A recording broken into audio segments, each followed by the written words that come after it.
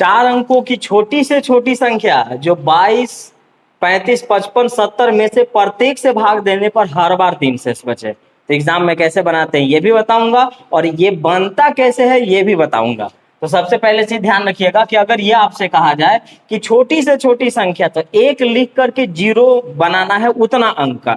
जैसे 2 अंकों की छोटी से छोटी संख्या 1 लिख के 0 यानी 10, 3 अंकों की छोटी से छोटी संख्या 1 लिख के 2 0, तब ना 3 अंक बनेंगे यानी 1000। तो हम कह सकते हैं कि 2 अंकों की छोटी से छोटी संख्या ये, 3 अंकों की छोटी से छोटी संख्या, 4 अंकों की छोटी से छोटी संख्या, 5 अंकों की छोटी से छोटी संख्या, तो 1 लिख करके 4 0, मतलब 1 के साथ उतना बना देना है। अब उसके बाद भी इसमें बहुत सारे काम बचे हुए हैं। ध्यान रखिएगा जब कभी भी ये कहा जाएगा कि इन सभी से कटना चाहिए, तो याद रखना है कि इन सब का एलसीएम निकाला जाता है। तो 22, 35, 55 और 70 का जब हम एलसीएम निकालेंगे तो आ जाएगा 770। आप एलसीएम निकाल करके देख लेंगे, 770 आएगा। अब क्या है कि आपसे बोला 4 अंकों की छोटी से छोटी संख्या, तो 4 अंकों की छोटी से छोटी संख्या का मतलब 1 लिख के 3 0 और भाग देना है 770 से। एक ही बार दिख रहा है 770, ये रहा 0 3 230। अब याद रखिएगा इसका असल खेल स्टार्ट होता है।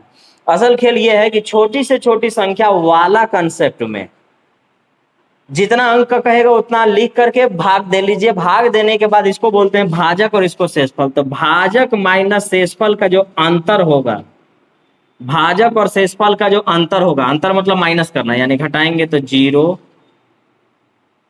7 में से 3 गया 4, 540।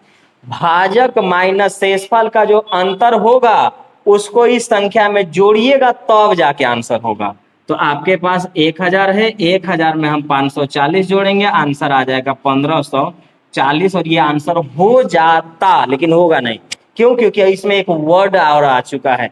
ये अभी तक मैंने क्या कंसेप्ट बताया? अभी तक मैंने बताया कि छोटी से छोटी संख्या का ये नियम है। क्या नियम है?